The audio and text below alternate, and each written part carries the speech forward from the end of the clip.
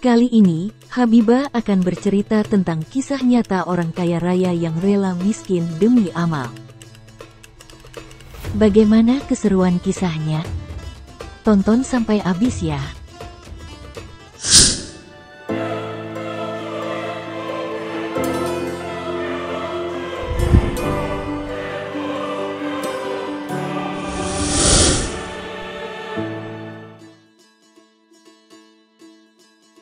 Seorang tokoh yang memancarkan keunikan dan inspirasi, Sulaiman Al-Rajhi, sosok miliarder Arab Saudi yang melibatkan diri dalam kisah hidup yang memukau.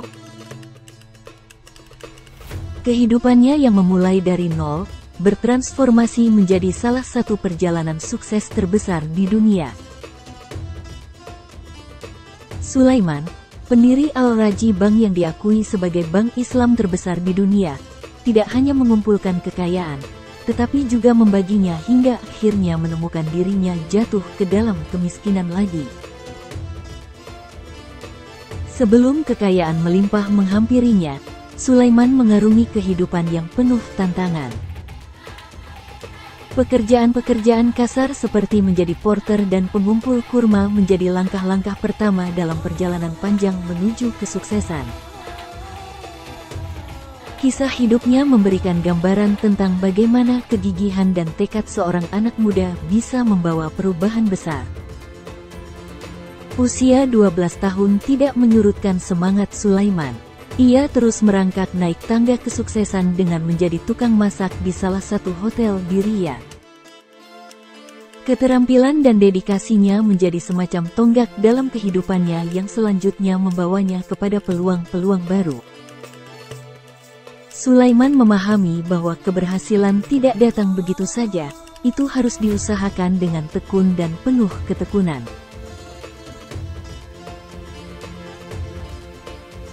Takdir Sulaiman berubah ketika ia memutuskan untuk membangun Al-Rajhi Bank, sebuah lembaga keuangan yang kini menjadi salah satu yang terbesar di dunia.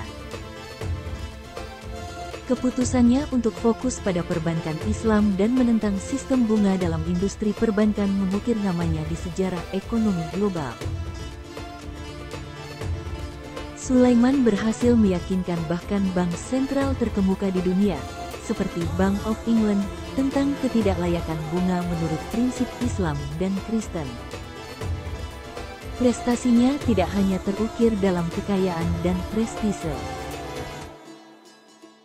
Sulaiman memutuskan untuk menghadapi ujian baru dengan membagi kekayaannya.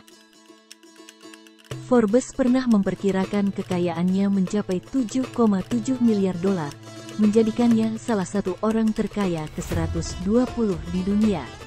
Namun, kekayaan itu bukanlah akhir dari perjalanannya, melainkan awal dari babak baru. Sulaiman memilih untuk menjadi miskin kembali atas keinginannya sendiri. Semua asetnya, mulai dari uang tunai hingga real estate dan saham, ditransfer ke anak-anaknya dan untuk wakaf. Keputusannya yang mencengangkan ini bukan hanya tentang melepaskan materi, melainkan sebuah pengabdian dan dedikasi terhadap nilai-nilai yang lebih tinggi. Dalam sebuah wawancara eksklusif dengan Muhammad Al-Harbi dari harian bisnis Al-Iqtisadiyah, Sulaiman menjelaskan latar belakang pemilihannya. Menurutnya, segala kekayaan adalah milik Allah, dan manusia hanyalah pemelihara yang dititipkan untuk merawatnya.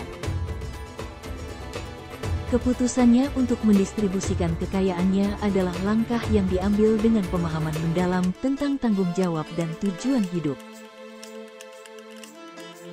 Ya, sekarang saya hanya memiliki gaun saya.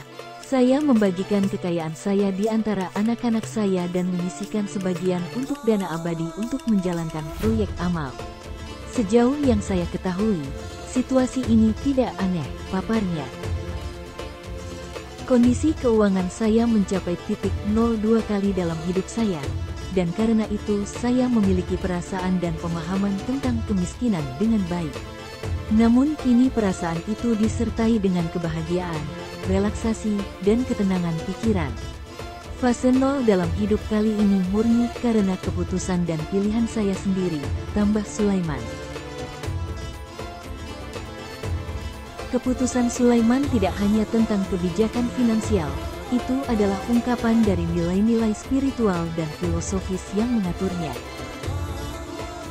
Penghargaan King Faisal International Prize yang diterimanya menjadi bukti nyata atas dedikasinya pada Islam dan kemanusiaan.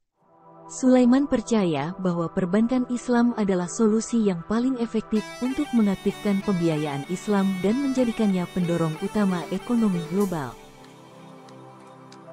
Sulaiman Al-Raji, dengan segala pengalaman dan kekayaannya, adalah contoh nyata bahwa kehidupan sejati bukan hanya tentang akumulasi materi. Ia mengajarkan bahwa kekayaan sejati terletak dalam bagaimana kita menggunakan harta dan pengaruh kita untuk kebaikan bersama. Kisahnya adalah pencerahan bagi generasi mendatang, menggugah semangat untuk mencari makna sejati dalam setiap tindakan dan keputusan. Bagaimana menurut kalian, sahabat-sahabat Habibah? Beri komentar, dan jangan lupa like juga subscribe ya. Salam cinta.